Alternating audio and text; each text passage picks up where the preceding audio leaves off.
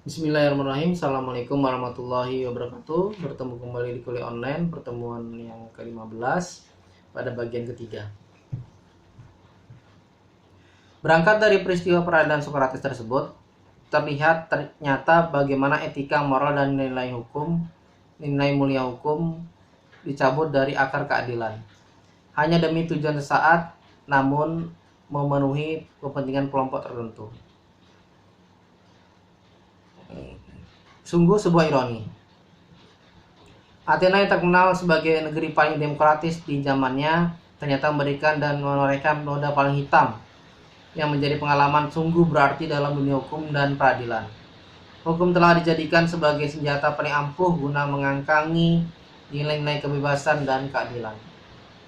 Majelis hakim yang kami muliakan, rekan penuntut umum yang terhormat, serta hadirin sidang sekalian yang berbahagia.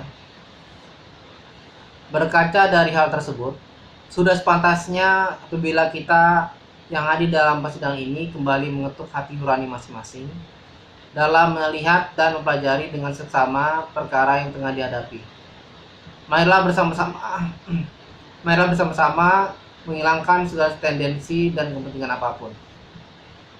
Hukum adalah suatu perintah yang masuk akal, ditujukan untuk kesejahteraan umum, dibuat oleh mereka yang mengemban tugas suatu masyarakat yang dipromulgasikan.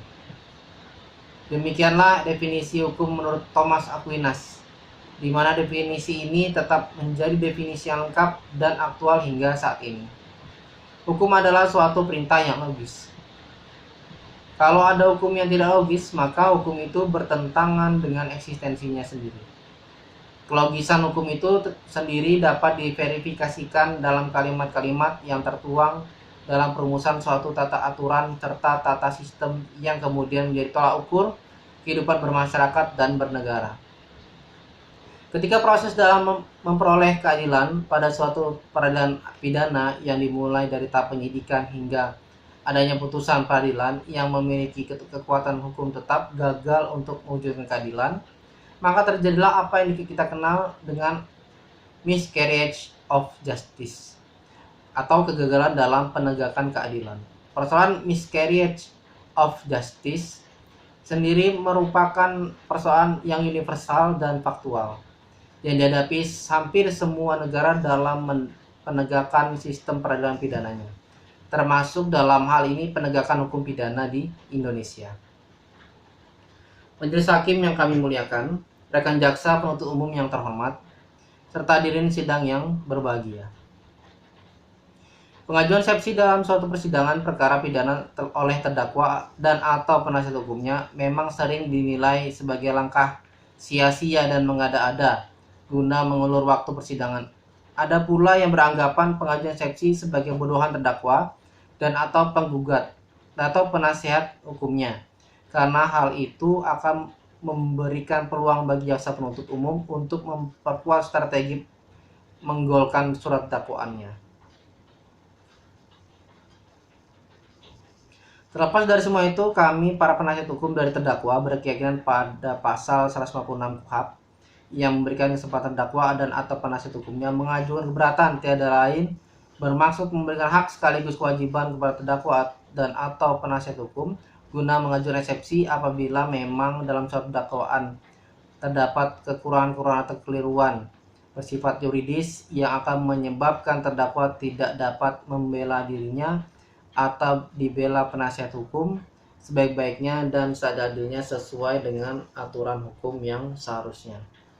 Menurut Yahya Harahap, SH, dalam bukunya Pembahasan Permasalahan dan Penerapan Hukum, Pemeriksaan Sidang Pengadilan, Banding Kasasi dan Peninjauan Kembali, penerbit Sinar Grafika, halaman 121 menjelaskan, eksepsi tuntutan penuntut umum tidak dapat diterima adalah merupakan eksepsi yang dilakukan terdakwa atau penasihat hukumnya apabila tata cara pemeriksaan terhadap terdakwa tidak memenuhi syarat yang ditentukan atau yang dimintakan undang-undang. Dalam mengajukan eksepsi ini, permohonan yang dimintakan kepada hakim adalah agar hakim menjatuhkan putusan dengan amar menyatakan tuntutan penuntut umum tidak dapat diterima.